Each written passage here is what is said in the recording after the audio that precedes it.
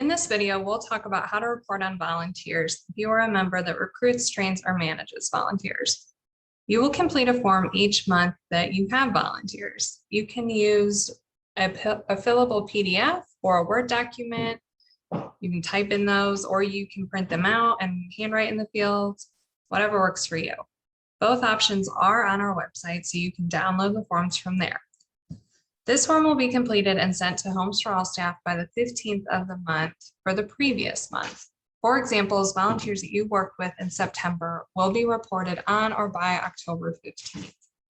Reporting on volunteers is pretty easy since there's only a few things you have to include when you're filling out the form. First, you'll create a volunteer ID or code name if you or your site don't feel comfortable sharing the name of the individual or group. The ID or code name are going to stay the same each month that you report on the volunteer if they are recurring. You'll also list the number of volunteers in each line. The rest of the fields tell us whether the volunteer or the volunteer group is recurring or episodic and the total number of hours they served. Episodic means that they volunteer on a one-time basis during your year of service and they don't come back. Recurring means that they do come back more than once. It doesn't mean that they have to volunteer every month to be recurring. It's just that they come back more than one time. You might not know right away if the volunteer or volunteer group is recurring until later, and that's okay. You'll list the volunteer or group as episodic to begin with, but if they do come back again, you'll use the same code name or ID and share an updated status saying that they are recurring.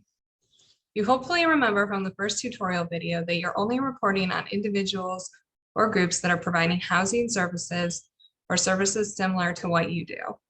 For example, teaching a financial literacy class or doing home repairs or conducting street outreach.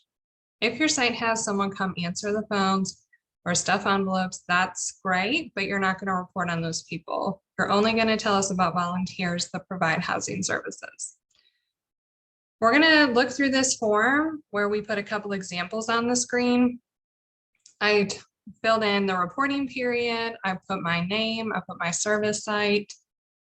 On the first line, we have an individual whose name we did share. He didn't mind having his name shared.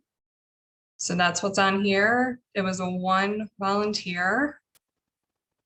This volunteer is episodic and they serve 4 hours. The next line is an individual whose name did not want to be shared. So we came up with a code name. You can use whatever code name works for you, just as long as you can keep up with it. There was only one volunteer in this group. Again, the volunteer was episodic and they served 10 hours this period. The third line tells us about a group. There were 3 volunteers in the group. They are a recurring group. And this month they served 12 total hours. For recurring volunteers or volunteer groups, you do report on them each month that they volunteer because the number of volunteers or the number of hours and maybe the number of volunteers could change each month, and we want to capture all of the hours they served. For groups, you do have to do a little math because you're reporting on the total number of hours served by all the volunteers. For example, these 3 volunteers volunteered 4 hours each. And so the total number of hours for the group this month was 12. It is helpful if you show the math in the field just so we can see the exact number of hours that were being served.